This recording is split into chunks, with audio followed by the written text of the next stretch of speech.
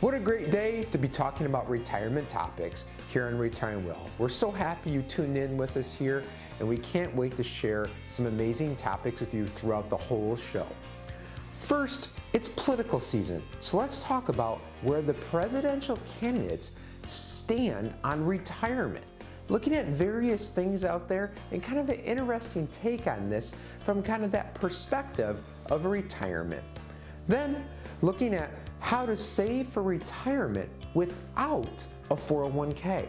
Commonly talked about, but what if you don't have that available with your workplace? What are your options? Even if you do have it available, kind of an interesting take to see if maybe there's something else you should be doing. Then how can a financial advisor help me? So again, we're financial advisors, financial planners out there. What are some of the things that you as a future retiree or retiree may benefit from having that conversation with a financial advisor? And to wrap up the show this week, we're going to be talking about how to semi-retire. Many people have a hard time just flat walking away from retirement. This gives an inside look of the different ways where you can kind of scale back and ease into that retirement while still maybe earning some income, doing some part-time employment. All of this, along with other great things about your future retirement or current retirement here on Retiring Well, coming up right now. Retiring Well, brought to you by Centennial Wealth Advisory, financial advisors specializing in retirement planning and serving all of Northern Michigan. Retiring Well, helping you plan for a successful and comfortable retirement. Retiring Well. Plan to retire well. In case you weren't aware, we are in an election year. And one thing we can be sure of is in addition to just getting more spam calls and the direct mailers on our doors, probably going to start to hear a lot more talk around Social Security and Medicare and how the different candidates stand in those different areas. One of the things we have to be thinking about is potential changes to those systems. So to give you some facts, currently Social Security, we hear about this on the news quite a bit, coming up in 2033 is when the Social Security Trust Fund is going to be depleted. At that time, only 77% of retiree benefits are going to be able to be paid out. Similar scenario with Medicare.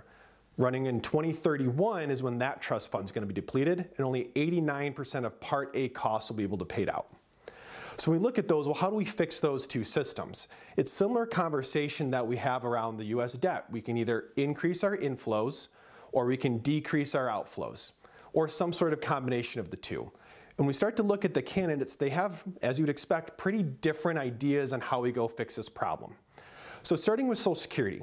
So again, there's really two options. We can either increase the inflows, which would come with higher taxes, or potential changes to the outflows. That doesn't necessarily mean we have to reduce benefits. That could be changing how those benefits are paid out or changing the ages.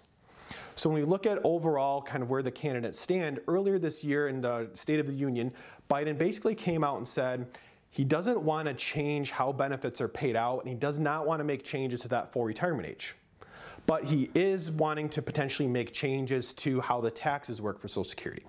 So one of the things that people don't know is when you get your paycheck, so when I get my paycheck and I look at my pay stub, a portion of my paycheck is taxed for Social Security wages at 6.2%. There's a cap on that. Unlike Medicare, there is no cap. So if your wages get over $168,600 is this year's number, you no longer pay Social Security tax.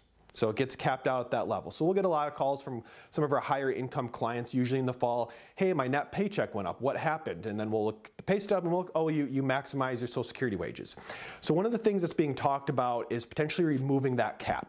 And that's not a new concept. That's something that's been proposed here over the last few years. But the idea is whether you make $100,000 or $500,000, everybody is paying the same 6.2% on that Social Security tax. The idea is that's more money going into the system that certainly can help make it last longer. President Trump hasn't really made a clear proposal on Social Security yet. He tends to be more broad in what he talks about. But there was a study done by the Republican Study Committee that they did start to reference potentially making changes again to that full retirement age as far as when you maybe can access benefits, maybe changes to how benefits are calculated, as well as maybe just having a flat benefit. So everybody just gets the same dollar amount. So it's hard to know which of those areas he's going to be pushing for, but those are kind of the rhetoric and what we're hearing he may be starting to think about. Medicare, very, very similar to Social Security. Trump hasn't really articulated a clear plan around that, but if we look back over the kind of the history and comments that he's made in the past, he has talked about potentially changing the qualifying ages. Again, kind of like with Social Security, maybe delaying when you have access to that. You could potentially see that instead of being 65, maybe that's your full retirement age. So delaying when you have access to those funds. There's been conversations about privatizing the Medicare programs, as well as maybe cutting benefits or changing how those systems work. Again, not really clear on where he stands. Biden, on the other hand, has made it pretty clear that, again, wanting to potentially increase the inflows into that. He wants to focus on a very specific tax, or something called net investment income tax. So if you're over a certain income, you pay additional tax of 3.8%. So that income threshold is about $400,000. So if you're over $400,000 income, you're going to pay this additional 3.8%. He's proposing increasing that to 5%. So a relatively small increase on that side of things, but then directing that money towards the Medicaid system. So with both these candidates, they have pretty different ideas. On the one side, it's changing how benefits work or when we can have access to them. On the other side, potentially changing the inflows or the tax inside of there. If we look at the independent and third parties, not really clear on where they stand at this point. But the key here is we need to focus on building out a plan and then stress testing that. One of the things we're often talking about and running in these retirement plan scenarios is, what if there are changes to how these programs work? What if there's changes to when we can collect Social Security benefits? Or if we're in retirement, what happens if our Social Security benefits go down? Do we have enough assets in other positions to offset those risks? So the best approach is to have a team of financial planners that you're working with that can not only build out a retirement plan, but then start to stress test it and looking at these different scenarios and how that can impact you. Great chatting with you. Happy voting. Look forward to talking to you soon. Every business says they're better, but the ones that earn and display the BBB seal back it up. It instantly identifies businesses that are committed to operating with integrity, honoring promises, and telling the truth. Makes you wonder why every business doesn't have it. So look for it, because it's looking out for you. That's why it's the sign of a better business. And find a better business anytime at bbb.org. It's your retirement. How will you live it? How will you be remembered? Will you be able to take me on vacation? Will you be there for my ball games? Will you teach me your values? You'll be able to play with me. Oh, help me go to college. How will I remember you? Have the retirement you dream about. Contact us today. Living life isn't always easy. It puts up challenges and obstacles you'll have to overcome. There are responsibilities. You put in effort to provide and take care of your family, to save and invest, to balance work and life. Planning is the first step to succeeding. Plan to retire well.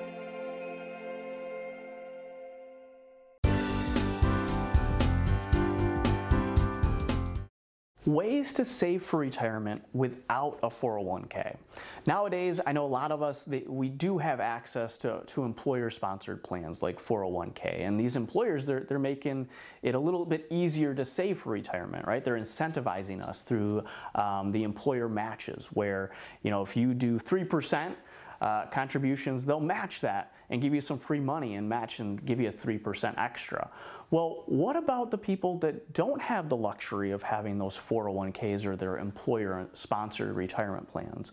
What do they do to save for retirement?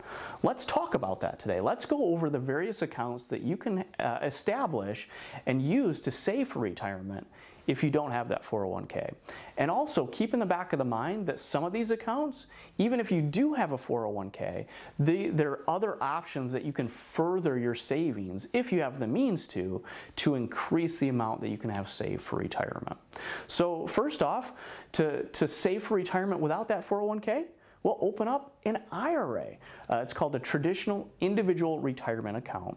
You get a tax break for putting money into it, and you get to defer those taxes until you eventually take that money out at retirement. The max contribution that you can do for 2024 is $7,000, and then if you're age 50 or older, you get a little catch-up contribution, and you can do an extra $1,000. So that's one account. And hey, if you've got a stay-at-home spouse that maybe isn't working, doesn't have earned income, well, guess what? You can do a spousal IRA as well. Basically just double those contribution limits. So that'll further increase the amount that you can save in the pre-tax dollar space. Another type of account, which is probably my favorite investment account that's out there, is the Roth IRA.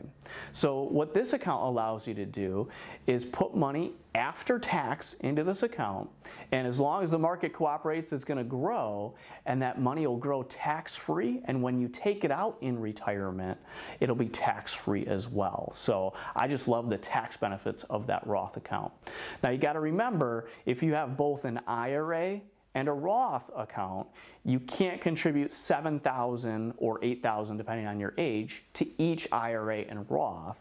It is maxed between the two. So you could do $3,500 to an IRA and $3,500 to a Roth, but you can't do the max contribution for each account there. So now what about getting money into these accounts, right? I mean, with the 401k, it's really easy because it's just an automatic deduction from your paycheck going right into that 401k. Well, with these IRAs or Roth accounts, you can actually do a similar thing. Okay, you can set up a direct deposit from your bank account right to your IRA or Roth IRA, so you don't have to think about it. It's an automatic contribution right to those accounts. Now, just make sure that when you set up that direct deposit that you aren't contributing more than the maximum. And then another option to fund these accounts is using your tax refund. You can use Form 8888 and direct that tax refund right to those retirement accounts of your choosing. And there's also a couple more investment accounts that you can utilize to bolster that savings if you don't have a 401k. One of those would be just a traditional savings account. Now, your banks really aren't paying a lot in interest, but you know, CDs are doing pretty well right now. So, you know, if it's a portion of your money that you don't want at risk of market losses and so forth, maybe look at saving in a CD. Another option is just your brokerage account, or a taxable investment account is what we call it, where you put money into it after taxes, and then assuming the market does well, it grows, and you only pay tax on the taxable interest of those investments in that account. And then finally, another one of my favorites next to the Roth account, of course, is the health savings account. This has the triple tax benefits. So you get a tax deduction, put money into it, it grows tax-free, and as long as you take the money out and use it for qualified medical expenses, it's tax-free as well. So the max contribution for an HSA is $4,150 for a single person, or for a family, it's $8,300. So just make sure that you're actually eligible for a health savings account through a high deductible health plan. So there you go. You got lots of different ways where if you don't have a 401k, you can still plan to retire well.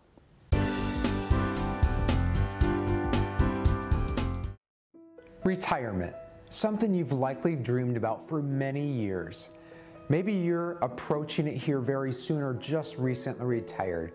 This is just for you then. Here at Centennial Wealth Advisory, we've created a retirement roadmap. Retirement is filled with many choices. What are you going to do with the grandkids? What trips you're going to go on?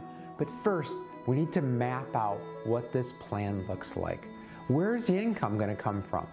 What investments is going to match up to produce that income? How are taxes going to look, and is there something that can be done to improve the situation today and for years down the road? Estate planning.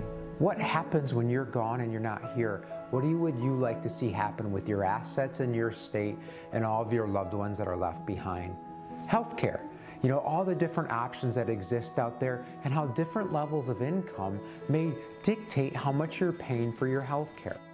Putting all those things together in a roadmap is a vital thing to retirement success.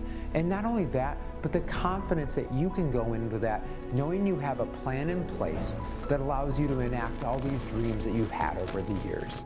Simply go to our website at send-wealth.com, and there's an area to click on to sign up for this retirement roadmap. You'll get instant download and can watch it right away. And the beautiful thing is it asks just a couple questions and it hones in it and customizes it just for you and your particular situation. We hope that this video provides great value for you and again, gives you the confidence heading into your retirement so you can plan to retire well. At Centennial Wealth Advisory, we take a holistic approach to your retirement planning. So it's not just looking at what your investments are, but what is that long-term income plan for the next 30, 40 years of your retirement? What about taxes and what role they play in your retirement plan? Estate planning, what about life insurance, health insurance planning, all key areas to consider when looking at your retirement. So please visit our website or call the number on the screen. We'd love the opportunity to sit down with you for a no-cost, no-obligation visit. Are you a do-it-yourselfer? I remember back 15 plus years ago, my wife and I, this was back when all the TV shows, the Flip the House and all those different shows were out there. And I remember we were all excited about this property that it had been foreclosed on. It was really run down. We thought, oh, we've seen it on TV. We can figure this out and do it on our own. Well, we got into that, started tearing out a lot of the drywall and insulation and found a lot more problems when we did that. And it's one where that 30-minute TV show that we watched made it seem so easy, how to accomplish flipping a house. But with that, we essentially found, okay, we're maybe not up to that level of expertise to do that. We're missing a lot of the necessary tools that are required to accomplish that kind of a job. So we had to bring in some professional help. Well, that's what leads me to today's topic as far as how can a financial advisor help me? Maybe you're in a position where you enjoy doing your own financial investing and looking at what's going on in the day-to-day markets, but maybe you're in a different spot where that's not really your area of expertise and instead you're looking for assistance. And it comes to where maybe you've been in this growth and accumulation phase and you've just sort of said, well, I put it in my 401k plan. I picked, a heavier risk option when I was in my 20s, 30s, 40s, maybe early 50s and said, okay, just let it grow. Well, now you're getting closer to retirement, or maybe you're in retirement and thinking, okay, now I need to preserve what I have and generate an income stream. So some of those areas that you have to consider is the time commitment. Do you want to be spending a lot of hours trying to figure out what the best strategy is for your investments? I know we had someone come in recently and they talked about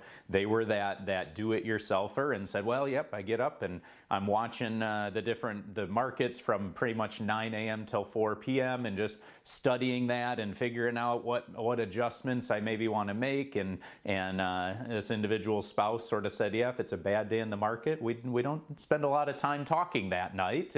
And so it's one where I don't know if that's you. I don't know if you want to be spending your retirement years in that fashion. So I know I've spent 19 plus years here at Centennial Wealth Advisory, and along with that, my business partner, Art Canfield, we've been friends since kindergarten. So the two of us for 35 plus years have been working together and ultimately found that this is what we love to do. We love helping people accomplish their goals, figure out their finances, and how to accomplish those long-term goals of retirement. Another area that financial advisors may be able to help you is controlling the emotions. A lot of times investors, they get caught up in maybe the day-to-day markets and what's happening, and the news can make it sound like, okay, everything's coming to an end today. And so it's one where you have to look at, okay, what are the impacts of these different investments, and what impact will that have on the overall portfolio if the market does take a hit? Another area might be tax efficiency.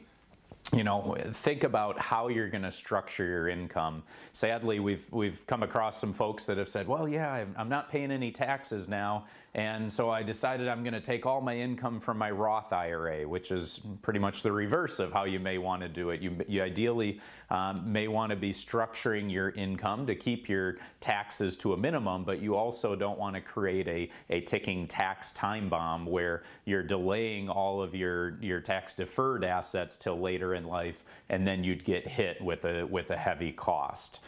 There's other areas such as insurance when it comes to evaluating your life insurance, health insurance, long-term care, that the properly licensed agents can review that with you and ultimately find if that's a cohesive plan. Lastly, you want to figure out who does your advisor work for? Is it you, or is it some the bigger name firm, and what they're maybe offering certain products that they want everyone to utilize at this point in time. So as far as Centennial Wealth Advisory, we're an independent advisory firm, and it's ultimately our goal to work with you and come up with a plan that helps you accomplish all of your goals and ultimately help you plan to retire well.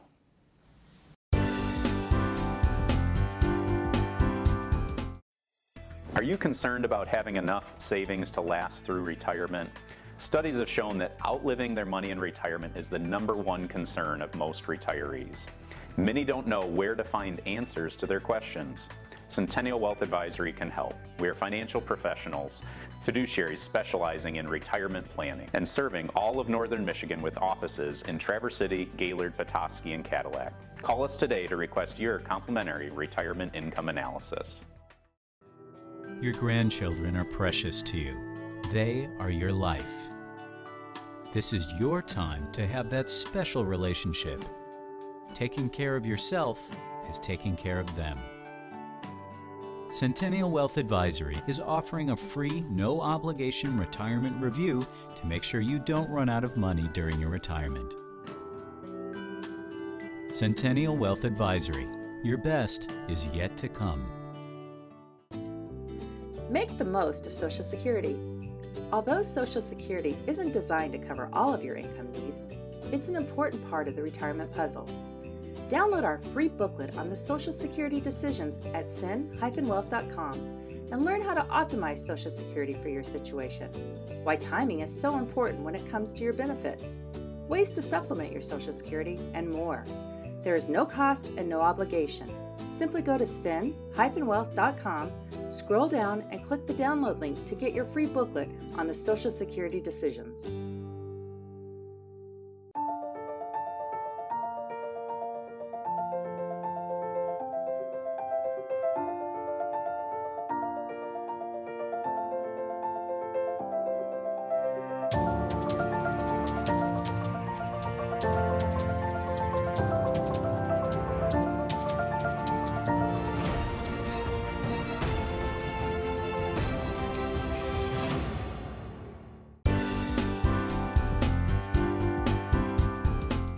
Hey, welcome to this segment on 6 tips to successfully semi-retire.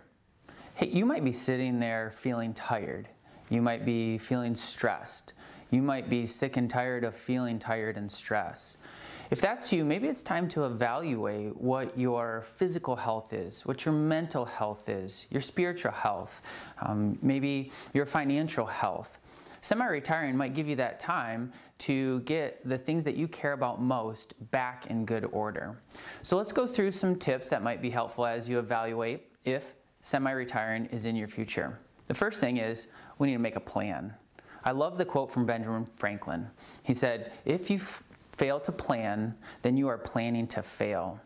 So as you're in your working years preparing for potential semi-retirement, I would ask a lot of questions. You know, can I afford to semi-retire? How long do I plan on semi-retiring? What does that look like?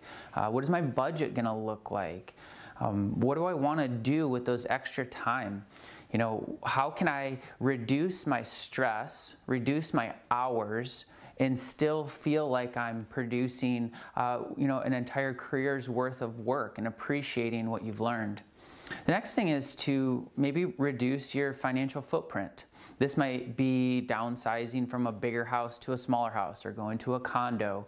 Or I love when retirees come in and they've been able to work off all those little debts, and maybe even being debt-free with their house. And they were able to practice going into retirement by saving into their retirement plans and reducing their debt. That means the cash flow that they have coming to them is smaller, and then they get used to what a smaller income would look like potentially in that semi-retirement years. The next thing is understanding your healthcare costs. According to Fidelity Investments in retirees' healthcare cost estimate, if you are 65 and retiring in the year 2023, you on average will spend over $157,000 for the rest of your life in healthcare costs.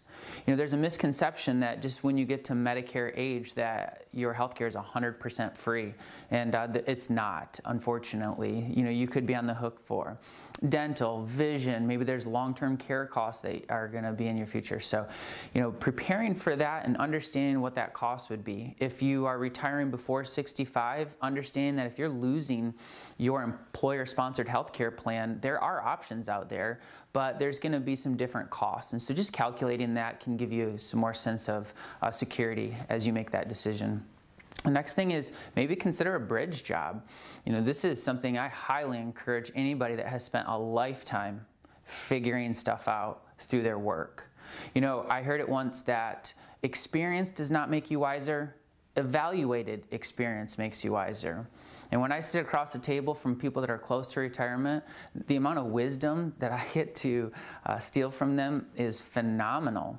And what I see is that they've gathered a lot of evaluated experience. They have wisdom now. And where I think that is really helpful is a bridge job. Maybe they're going to go back and be a consultant. They're going to take everything that they've learned and pass it on to somebody else. They're going to control their hours. They're going to control who their boss is. You know, there's a lot of perks to that, and I've seen a lot of people be very successful at that.